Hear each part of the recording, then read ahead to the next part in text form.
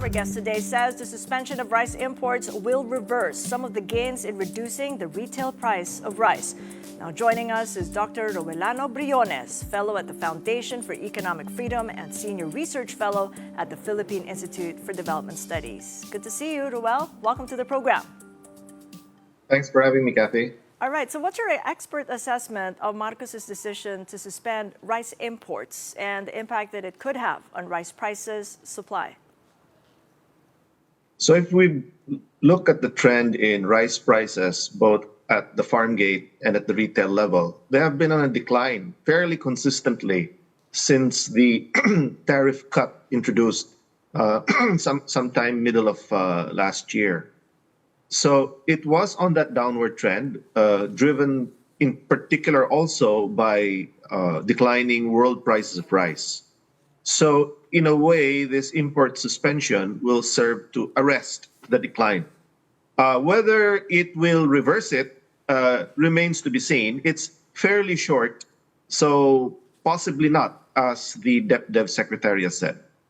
Possibly not. So what could be the impact on rice prices? What can consumers expect? And what is it going to do to the farmers that the government wishes to protect? So it's hard to project what's going to happen next month, next week to prices, especially in these agricultural goods. But I think the objective was to prevent the consistent slide of palay price. Lots of stakeholders had been voicing their opposition to rice importation because of this unfavorable outcome. However, it should also be noted that there was, despite this unfavorable outcome at the level of the farmer, there has been a consistent favorable outcome at the level of the consumer. So moves like this will also serve to arrest the decline in the price of rice at the retail level. Could there have been policy tools that would have been more objective in finding out whether it would achieve the purpose that the government set out to do, achieving the same objectives of having less risk to consumers and also promoting market stability? The stability of markets is something that is very difficult to enforce by way of policy. And there are self-corrective mechanisms of markets themselves, of the private sector, largely to do with timing of release or accumulation of inventory of rice stocks. And the private sector is already doing that. Possibly NFA can engage in it a bit more, although there are some cost implications of that looking forward. However, I think ultimately, the ultimate objective is actually the income of the rice farmer.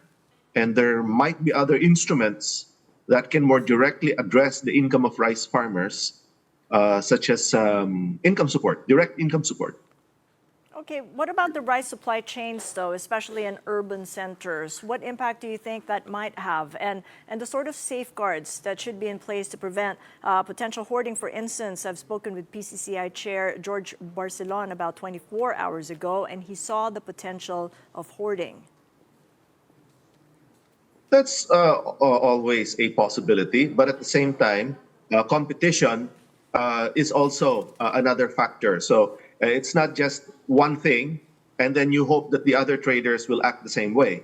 If you're the only one holding on to stocks, but the other traders release their stocks, and then the imports kick in 2 months later, so you'll be left holding the bag. So it's not a straightforward calculation that hoarding will really work under this environment, unless, as some observers suspect, that there is collusion in the rice trading market. I have yet to see convincing evidence that this can happen in the 2-month time frame that we're looking at.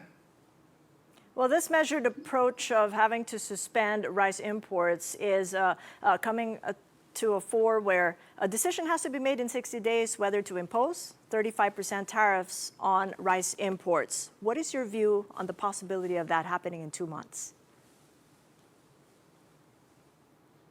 It's difficult again to gainsay how the politics of this will play out because there are some very strong proponents of the move, and from the baseline of last year's 35%, they may have some arguments of moving back to that 35% because market conditions have changed. No, the world rice price is much lower than it was when the 35%, the cut of 20 percentage points in the tariff rate was introduced.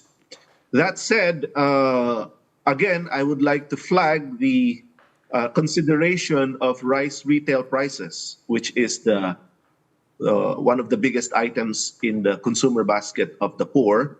And frankly, the audience of this show, few pesos going up or down of the per kilogram of rice, we may not feel it much, but for that demographic, they feel it very strongly. So I urge that all policymakers consider also the potential missed opportunity of further reducing the retail price of rice for the Filipino consumer. Now that you're calling it a missed opportunity, what can be picked out from history that would make it right this time around? Well, as recently as the Rice Liberalization Act, right?